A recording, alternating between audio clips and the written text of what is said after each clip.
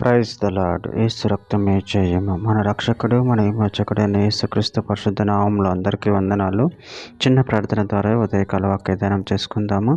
పరిశుద్ధుడా మహాగణుడు అయిన దేవ యేసయ్య, సర్వాధికారినైనా మీకు వేలది వందనములు కృతజ్ఞత స్తుతి స్తోత్రం చెల్లించుకుంటున్నాను. దేవ ఉదయకాలం ప్రభువ వాక్య భాగం ధ్యానిస్తుండగా వాక్య భాగం మాకు అర్థమవునట్లు సహాయం చేసి మీ కృపలో బలపరిచి మీకు మాదిరిగా మమ్మల్ని నడిపించమని ఈ చిన్న ప్రార్థన యేసుక్రీస్తు పరిశుద్ధ నామములో అడిగి వేడుకుంటున్నాను తండ్రి. Amen amen. కీర్తనల గ్రంథం 17వ అధ్యాయము 6వ వచనము.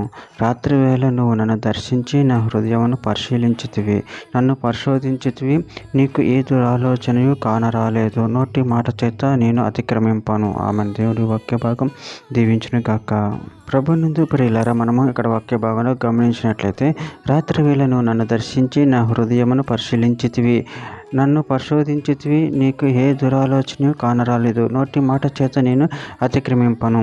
అదేవిధంగా వాక్య భాగంలో గమనించినట్లయితే కీర్తనల గ్రంథం 11వ అధ్యాయం 5వ వచనంలో, యెహోవా నీతిమంతులను పరిశీలించును, దుష్టులను బలాత్కార శక్తులను ఆయనకు అసహ్యులు. కీర్తనల గ్రంథం 26వ అధ్యాయం 2వ వచనం, యెహోవా నన్ను పరిశీలించుము, నన్ను పరీక్షించుము, నా అంతేంద్రియమును నా హృదయమును పరిశోధించుము.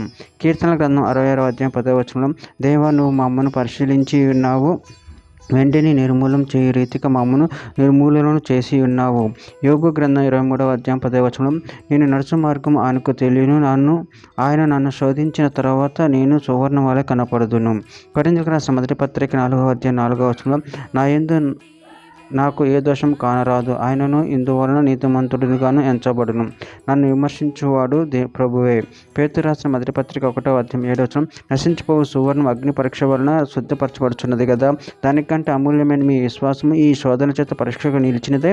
యేసుక్రీస్తు ప్రత్యక్షమైనప్పుడు మీకు మెప్పును మహిమయు ఘనతయు కలుగుటకు కారణమగును.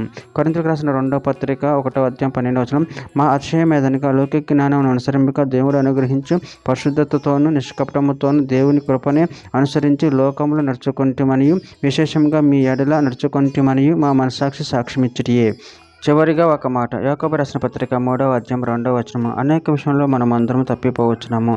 ఎవడైనను మాట తప్పని ఎడల అట్టివాడు లోపం లేనివాడే తన సర్వ శరీరమును స్వాధీనమందుంచుకొన శక్తి గలవాడగును. ఆమె. దేవుడి వాక్య భాగం దీవించిన కాక చిన్న ప్రార్థన చేసుకుందాము. పరిశుద్ధుడ మహాగణుడు అనే దేవేశాయ, మీరు ఇచ్చిన వాక్య దాన్ని బట్టి ప్రభు కృతజ్ఞతలు చెల్లించుకుంటున్నాను తండ్రి. మీ నాయన మీరే ప్రభు మమ్మల్ని ఎరిగిన వారు తండ్రి. మాలో ఉన్న లోపం సరిచేసి మీ చిత్తానుసారంగా మమ్మల్ని నడిపించమని చిన్న ప్రార్థన యేసుక్రీస్తు పరిశుద్ధ నామములో అడిగి వేడుకుంటున్నాను తండ్రి. ఆమెన్.